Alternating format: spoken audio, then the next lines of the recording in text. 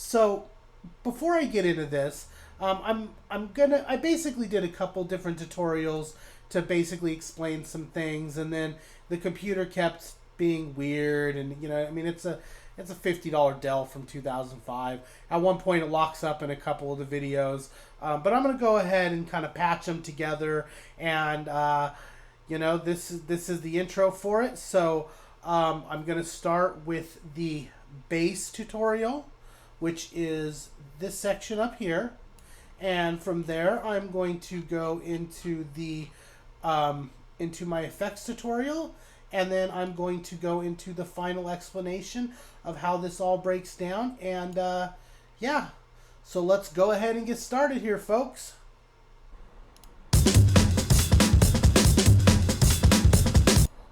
Alrighty, folks, Shadow Gauge here. Today, I am going to be going over your bass channel.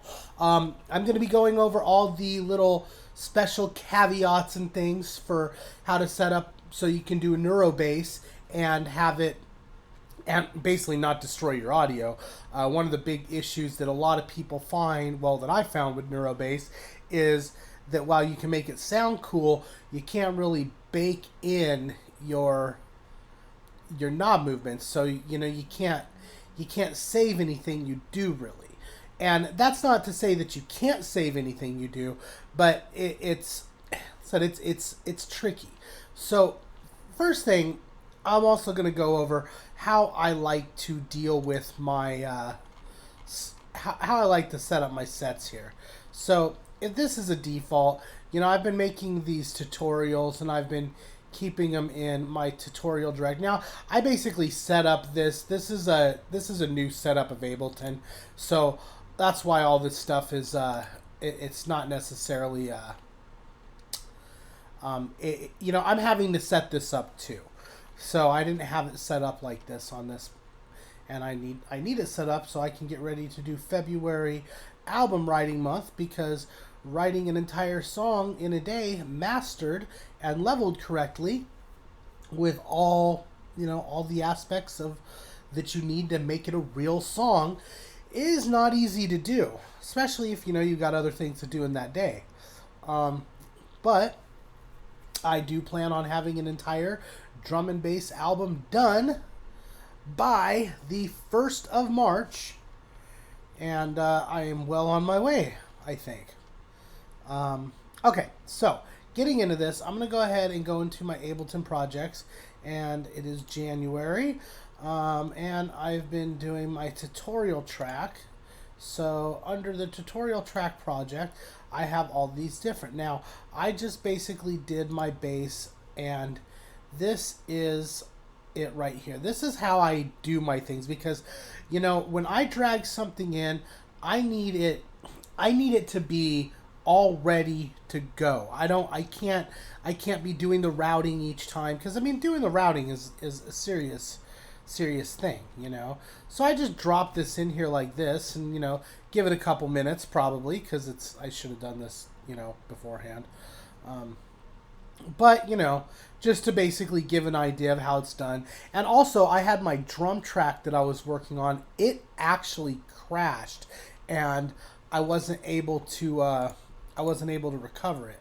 So that's kind of an issue. And this way too, it keeps my color coding, so I don't necessarily have to worry about that. Okay, so starting this off, we are going to basically talk about the separation here.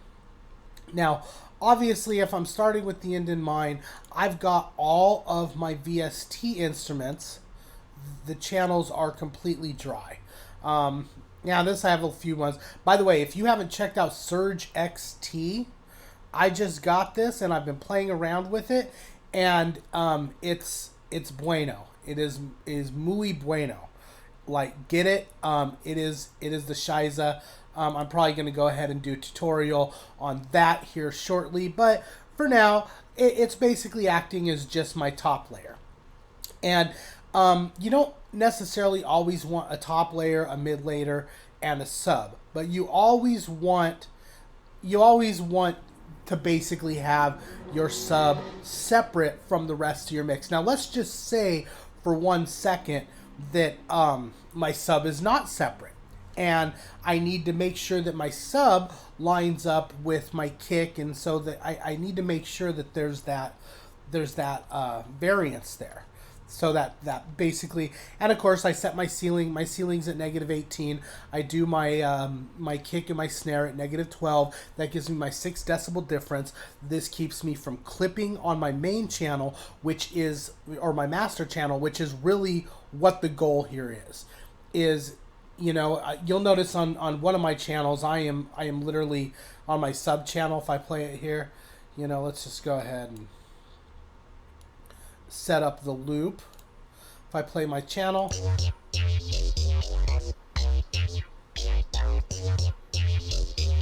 you can see the sub is clipping there. Now, reason that is because, you know, if you go into the sub track, notice I've went ahead and cranked this up by like 10 decibels, and that way it's just flooding the range. So when I get into it, I've got it, everything's getting compressed, and then I've got like basically a scoop going on, and then I'm basically setting it to -18 so that the aught has room to work and get out some of those, you know, good frequencies. And then again, I left this up. Normally I wouldn't have this here, but let's say for instance my bass is already cooked in there, and I'm just trying to make sure that, you know, I can have everything else above 18 decibels, but I can't really have my sub above 18 decibels, -18 decibels, because that it's going to interfere with the kick, and it's not a good way to do it. So I'm going to go ahead and play this, and I'm going to turn on this right here. So there's, oh yeah, you can hear something else I've done. I'll explain that here in a minute. That is my reverb. But okay, so as you can see, I have it dialed back -4, so it's not really clipping, but I can tell that the ceiling is set right. So next thing I'm going to do is I'm just going to double click this, because I don't necessarily want to be limiting this sound. I just want to make sure that it's set correctly. Okay, and then I can turn this off, and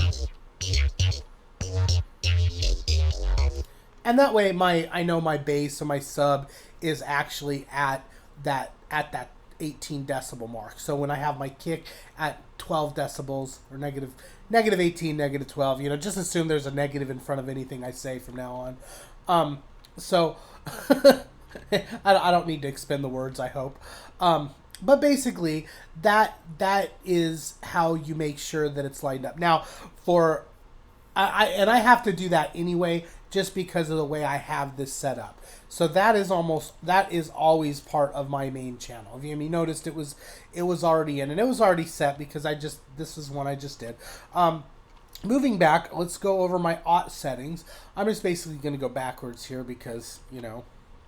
So I don't have my upward up all the way. A lot of times I'll turn my upward all the way down, and notice I have my time turned all the way down, and I have my downward. This is where my downward's where I adjust basically the loudness. Okay, so if I want it louder, I turn this down. If I want it quieter, I turn it up. And yeah, that's basically my aught settings. Sometimes I'll adjust these here. You can pull these around, but usually I don't. Usually I just leave them where they're at. If I do pull them, I'll usually pull that. Sometimes I'll pull this up or pull this down, and then, you know, leave this here and kind of pull this down or pull this up. But, you know, essentially that's how that works. And then, you know, the upward, this will help with, you know, if you're trying to just it's kind of like your attack. So this is actually going to increase the attack, and then this is, you know, it's basically attack and compression, is the way you should look at it, at least with the time turned all the way down. It's attack. Anyway, so moving on, and then we go to the scoop. Now, obviously, I'm doing some form of scooping here, and I mean, I'm doing a double dynamic, and then, this is acting as my dynamic over the other channels, because if I come in here to my top layer, you'll notice I have this, and then, I have that. Oh, I gated it too, just because. So, I am using a gain. That makes sense. I see why I did that. But yeah, same here. And this way, I'm controlling the formant on my mid section. So, but here's one of the very important things is I'm making sure that, I'm making sure that I'm not leaving any frequencies out. So when I'm building everything together, well, what did I just do? When I'm putting everything together, I'm making sure that I'm not leaving any frequencies out, because if I have gaps in the frequencies, then that'll get filled in by other frequencies, and when you're in the mix, you don't necessarily control what frequencies are filling that range.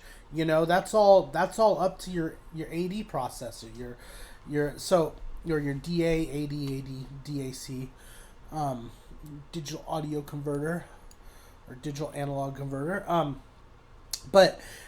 So you don't have as much control here as a lot of things would lead you to believe. It took me a long time to realize that there's times when you make changes and you're just like, why isn't this doing anything? Or it sounds one way when you're listening to it, but the instant you try to render it, it just sounds horrible. And so this is basically, I said, starting with the end in mind. How do you deal with that? So for my Nero bass, I have 3 channels. Okay, my main channel, which is unaffected, okay, which I have some LFOs on to basically control a couple things. That's at negative 12 decibels. So that way, I'm basically making sure that no matter what, okay, there is some frequency getting cut out, because obviously I'm hard filtering this, okay, and this is my general setup for my Nero.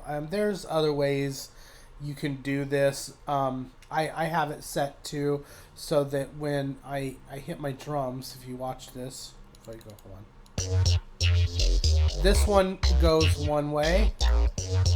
This way is going the opposite. And that's just, because that's on my highs and my mids. So, and then my lows, basically, the lows aren't actually on this one. They're already cut out. They get cut out right here. But yeah, so essentially that way I'm shaping the transient before I'm going into my Nero. And then I'm making sure that I'm also not destroying the sound I'm basically gating it to negative by 12 decibels here is what I'm doing, but I'm gating it in a different way.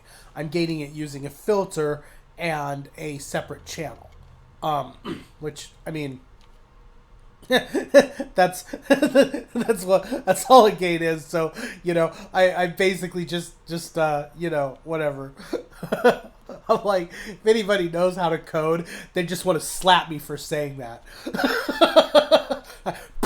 Damn it, dude, what's wrong with you? Anyway, okay, so that's basically it. Now, and this way, when I'm done and I'm ready, and I could just come in here and I can just freeze these tracks and flatten them, and it's not going to have any detrimental effect on the mix. Whereas if I had like this on my VST channel and I flattened it, it would sound way different in the mix all of a sudden. And it's just, it may or may not. I think a lot of it has to do with your sound card and the quality of your digital audio converter. But to be fair, I have a very crappy sound card, and I have a very, I'm literally on a $50 Dell. I wonder why this is this still recording? All right, folks, I'm just kind of picking up where I left off. I'm gonna go ahead and, this is why I do this too. Is like, recently Ableton started crashing on me, and much more than it had in the past. And used to be able to recover my work. Now I can't recover my work at all. So I've lost a lot of information over the last 6 months that just makes me really sad. Like, I had some really good recordings that went corrupt, and it's like, when you're doing vocals, that's like the absolute worst thing ever. Cause like, and it's hard to get vocals right, and when you get them perfect, and then it just, crashes before you can do anything and like save or whatever. And it used to be like, oh, not a big issue, I could just recover my work, and now that doesn't seem to be an option in Ableton anymore. But which is kind of sad, because that was one of the main reasons I used Ableton. Okay, so where I got in the other videos, I think I had gotten to the point where I was explaining some of the, I think I was explaining the Nero. So basically I have two controls here. The third control, though, which is from these channels right here. So that is actually being controlled by these. So I have a bass transient. So this, what the bass transient does is I have an operator that's just very very basic, and notice it doesn't really have an output. I'm like deadening it right there, but I don't want it to be, I for some reason, if I turn off the channel, it quits sending audio and doesn't work, and I want audio to go through.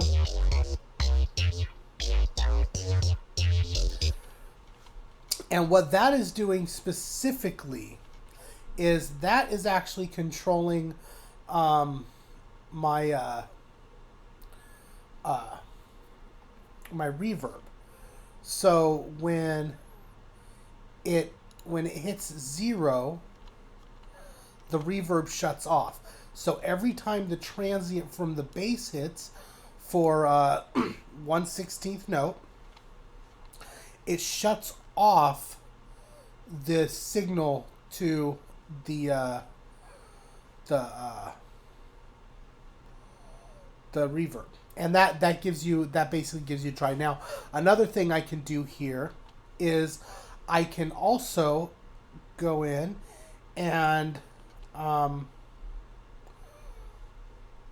I can attach the I can basically attach one to the volume here, and that way it cuts the volume as well. And I'm going to want to do that on the final mix, but I'm not going to do that now, because all I'm really doing in this one is making my storage unit. And this is where I'm going to store my buses and things like that. But this is pretty much everything you're going to need. I have my drum transient. This is basically just, I went in and for now that's set at that's like just taking the template MIDI. But normally, because I have my MIDI kind of adjust a little bit for just to kind of humanize it, I'm actually going to be sending my kick and my snare to this channel, or having the MIDI trigger this operator instead of triggering it from this. But for the tutorial and for my channel, I always have it set up like this, so that way it's just really easy to emulate it. And then when I want to dial it in at the end, it's very cake. And like I said, and I can just, the reason I set it up like this is because it's very easy for me to basically not have to render any audio. I can basically record all my knob movements on these tracks here, and right now I have all my knob movements out actually controlled. So if I hit play,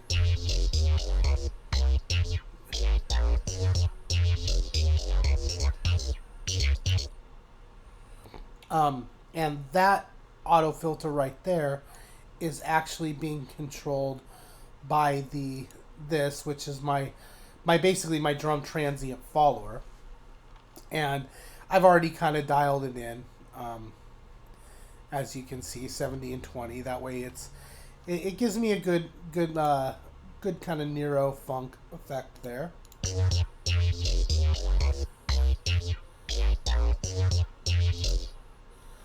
And you can see how it affects the thing. I mean, it's functional, you know. And but like I said, when I go in, the only thing I'm going to change out is when I pull this into my main, I'm going to change out this drum transient. So at this point, basically all I've got is, and for this is the same thing. It's just an envelope follower. That's, you know, I've got my basic setup. It's all like 50 and 0, and then I will go ahead and attach this to a yeah, it's probably already attached here. Yeah, see. So essentially, it's cutting the audio out right at the start of the transient, and that's, I mean, it's only doing it to the sub, and it's I have it doing it to the top layer as well. Actually, probably right here. You can see, but not as much. Definitely not as much on there.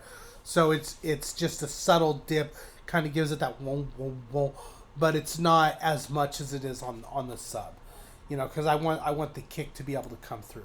But anyway, so that's basically it for the bass channel. I won't touch anything here. And like I said, the reason you do all this is because this way I have control over the transients, and right now it's not really affecting, like these, the velocity isn't affecting anything, but I can make it so the velocity does affect things. You know, I can put the velocity in reverse of what it is. I mean, it's, you know, there's a lot of little easy ways to control it. And in the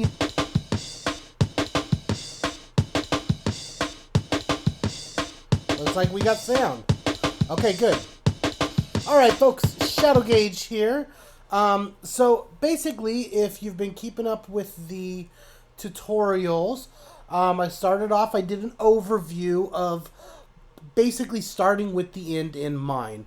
And it went over the basic concepts you want to keep in mind when you're doing your mix down. And now I did a tutorial on the drums, I did a tutorial on bass. Now I'm doing a tutorial on effects, and this is going to be a real quick and simple one. This is going to cover effects, and this is also going to cover basically excuse me, I'm dying. I wish I was not, but you know, everybody dies, right? Anyway, if we go into our projects, I've already got my effects channels and my sweeps here. So this is basically also going to, it kind of shows, you know, the way I template things. So if I'm starting with a track, I'm starting with two things. I'm starting with this channel, and this one, this is basically already set up to this drum. So if I go over here to this drum and I put it there, as soon as it loads, there we go. So that's the basic basic drum channel there. But one of the things that let's see. Oh yes, I've already done that switch. So now if I go here and I just, oh yeah, it's really slow because I started a new project. Okay, so this is the other thing about when you do it like this. You literally have the control you need to speed it down or slow it up, you know. So if you need to, like, you know, if you're doing a mix and, you know, you want to put your track somewhere in the mix, but it's just not fitting, you can go, okay, well, you know, I can go ahead and change the key because everything is still in MIDI, everything's set up, your template for the track is perfect. And you'll understand why that's a kind of a big deal. So, the other thing here is we need locators. So essentially what I've done is I've kind of done this in the wrong in the wrong order, just because I had to set up my stuff. And so as it is, I've basically got these add locator. I don't know if I need one there. Maybe need one there. Let's see. I can go ahead and say my white noise. Open all these up.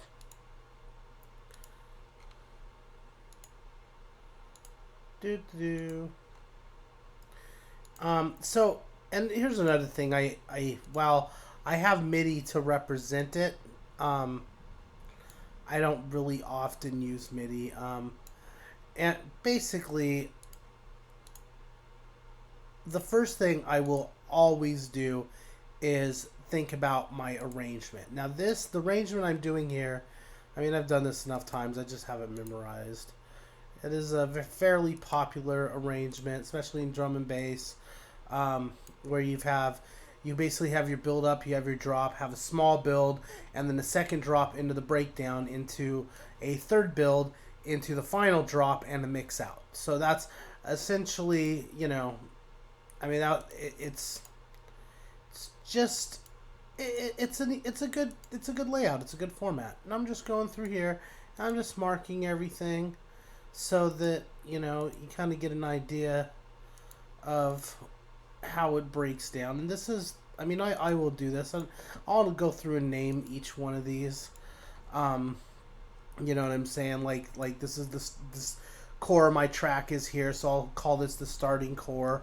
And then, you know, towards the end of the track, this is the end core. And then, you know, I have another core part here. And then it just kind of, you know, you have core, build up, drop. Core, build up, drop. Core, build up, drop. And then core. You know, so it basically keeps a very, very, very tight format. And it's basically, I mean, this, you can see right down the middle. It just splits right down the middle. And so that's a lot of times how I will start is I will start with the white noise, and I will get the white noise and all my sound effects and all my sweeps, and because really they need to be here. And this part's boring. I'm gonna go ahead and delete these two channels because the impact is a wave and the crash is a wave. The rest of them are all, you know, they're just massives, you know, with sound effects and sweeps. The white noise, I have basically two of them, so I can make them wide. Yeah, I use the filter, the frequency, to basically. So, you know, I'll give it a once through. It's got the drums on it as well. So, let's see where we're at here.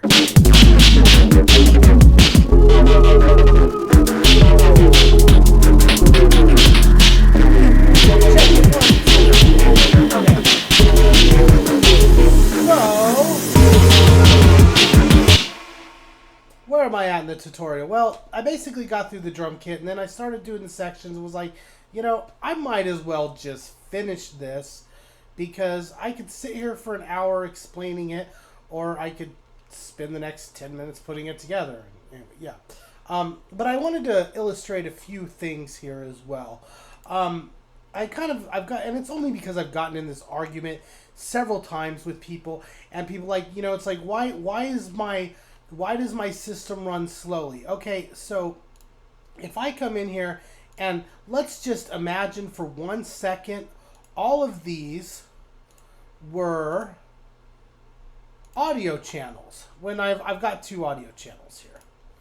Okay, so, and I can zoom in and yada yada. Now, all these, same down here, now these are not audio channels, but they're MIDI channels. But notice I've got like, I've got full control here, no issues, even when it's playing, okay? So if I go back to the beginning here and I hit play and I start dragging around.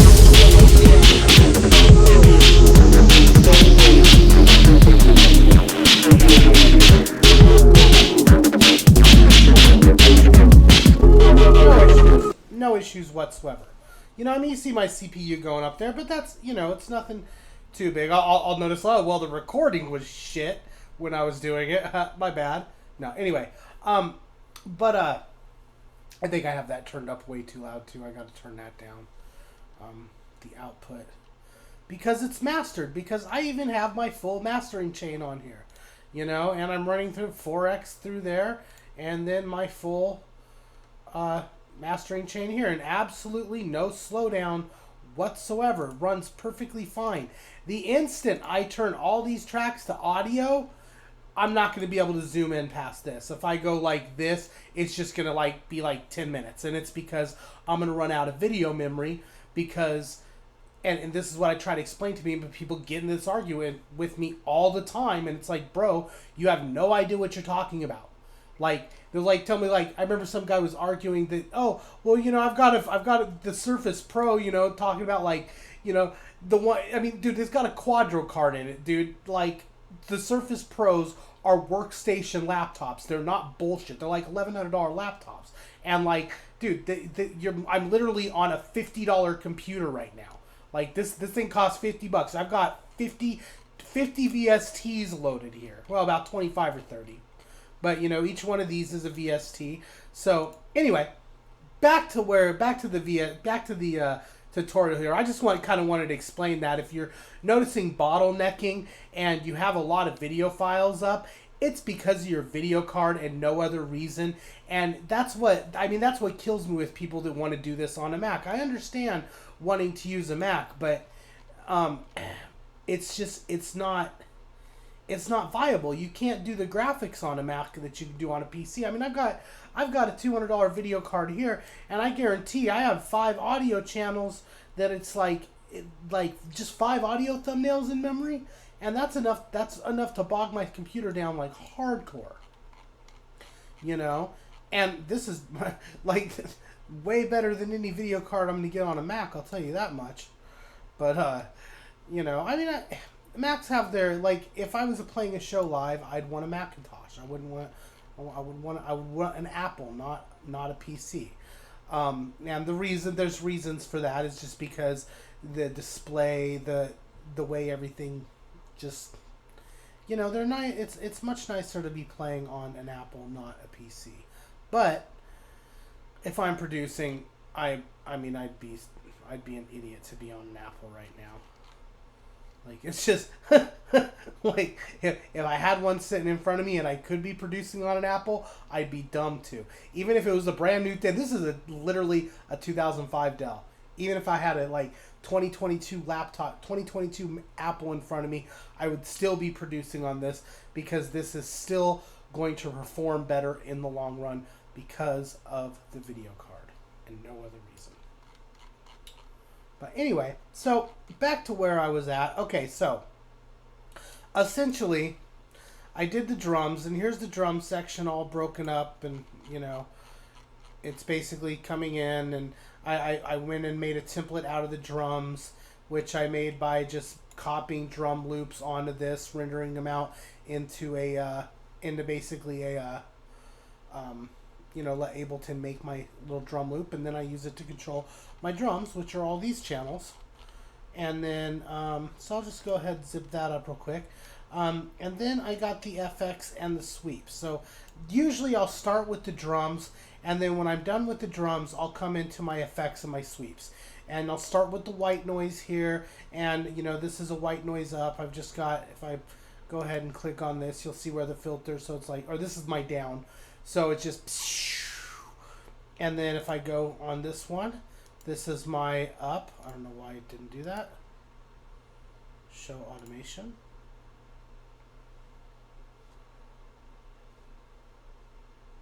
Oh, because I'm not on the right channel. I'm like, why is this not working? There we go. So yeah, pulls, and you can see I have automation there. And if I go to the down lift, you know, on this one, I've got a fade, fade to white or whatever, fade to gray. And then I'm also got the master volume, so it doesn't cut in really quickly. Just kind of showed that, you know. There's that, and then there's that. It's my fade, and then there's another down lift. Nothing really special on this one, just a plug-in. I have a bunch of programs that for like down lifts, up lifts. Same with this. Here's another one with the riser on it. And here's another one with a riser on it. And then when it gets down here, so I basically got two risers and a white noise up, and then two down lifters and a white noise down. And that's essentially my build parts pretty much. Sometimes I'll add to them, sometimes I'll take them away. You know, I mean, in production is never where you begin. But and then of course I always have my crashes, and you know, it's pretty much at every transition point. And then I have a few impacts here and there. And then if I come down further, so usually after I get my arrangement, so you notice I have a start here, then little build, drop section, small build, another drop section, a breakdown, and then back to the core of my track, and then a build, and then a little drop, a minimal drop, and then another part of the core. So essentially that way I've got some mix out here at the end. It's an average, it's an average drum and bass arrangement, nothing special. Something, I want to be able to have a track that's release ready in less than a day, that is checking all the boxes, you know? And that's what this is, yeah, because I got to get ready for fam. That's what all this is about. So if I go into my breakdown section, now what I did to do this, okay, let's just get these all nice and nifty here. You know, now that you know I can have them all open and it does not bog down the system, I'm going to go ahead and close them so I can navigate this a little better. Okay. So these are my controls. So I guess, okay, so like I said, first I do the arrangement with the drums, and I'll pull the drums up here, close this, da-da-da. So first I do the arrangement with the drums. Then I go in and I do the arrangement. I'll basically put in a bunch of locators, and then I will map out my effects, do locators, and this is like, that should take you no more than 10 minutes. You don't want to be spending more than 10 minutes on this entire section right here. Okay? The next part would be this, and this part I'll spend a little longer on, just because sometimes you got to get that groove in there. So I'll allow myself 15 minutes for the groove, because the groove really is the most important part of the track. And once I have the groove, which is right here, and I guess I can go ahead and I don't know if I can. Oh, I guess you only see the one note anyway, but so essentially, and I do the groove on the keyboard, you know, but that's all. It's all set up and all ready for the. And that's why I was saying too, for the mix downs, is, you know, this channel is completely dry, or my MIDI channel is completely dry, and then all my effects are on a group chain. So, you know, that way it's really easy for me to mix down. And if I need to go back to this, you know, if I want to change some MIDI or something, which I often do, it's just really easy from this. And yeah, here's the effects.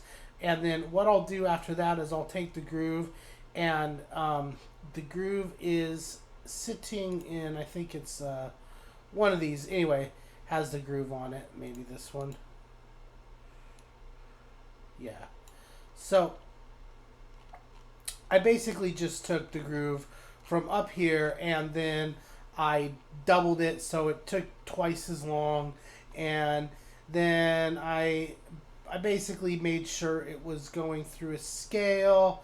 You kind of adjusted it to make sure, you know, the instruments were in line. I'm using a Predator, and then I'm also using a Predator for my sub here. And, you know, it's a little bit different, you know, but it's basic SATB rules. So here's my, that's my soprano voice. And then my alto voice is right here. And they're all like barely, like they're if I pulled them in, you can see that this one's like on top note is A, And then this one, the top note is F sharp, and that's not even top note because it's going through the scale. And this one, top note, A sharp. So, you know, you can see it's basically making a chord. And then at the bottom here, I have my my Reese that's just going like wah, wah, wah, wah, wah, and all that. So, yeah, and that's what I'm saying. It's all I did on this one was I just literally took the groove and drew in the bottom line, and that way it just went up and down and was kind of gave me that wonky sound. And anyway, I'll go ahead and play it from the start here.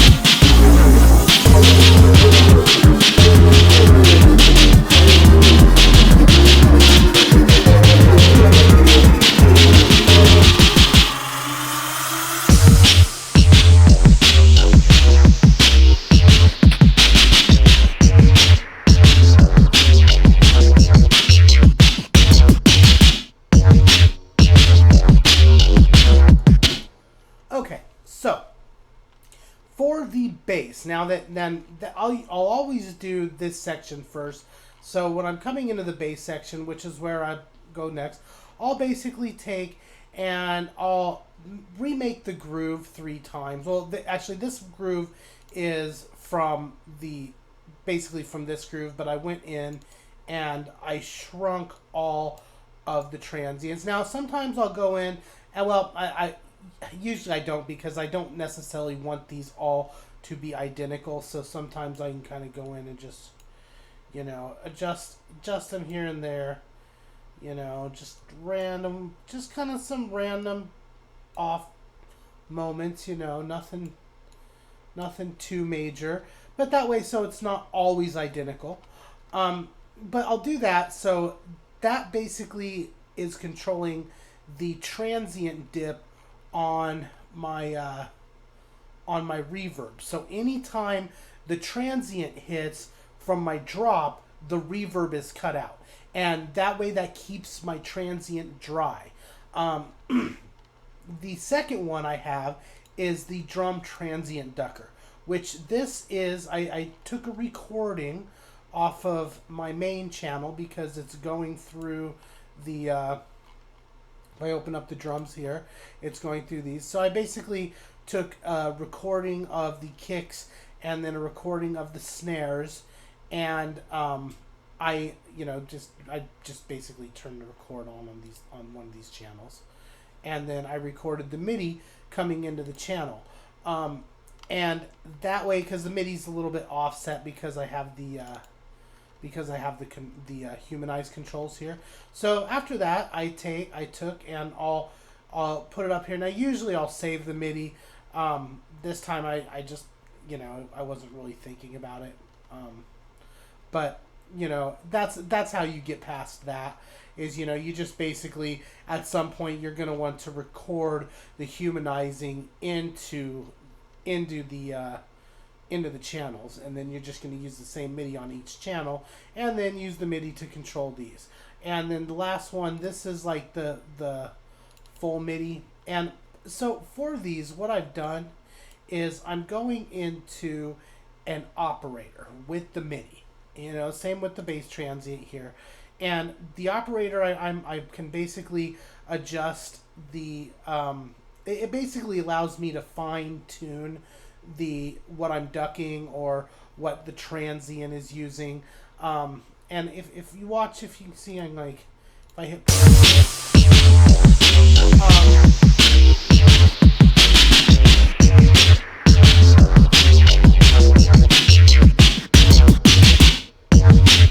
you can see by adjusting the time, I made it basically a lot thinner. And of course, by the opposite, if I increase the time, it'll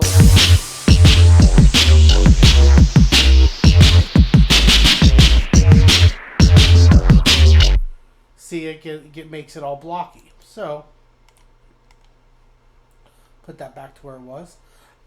And so that's essentially it. And of course I can also go in here and I can adjust this a little bit.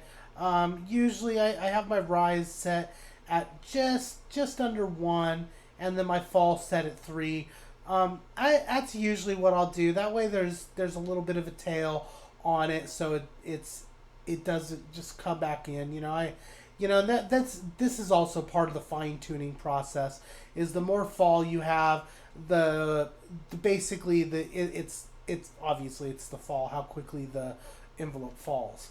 And yeah, I use this to control everything. And that way it's easier to keep it separate.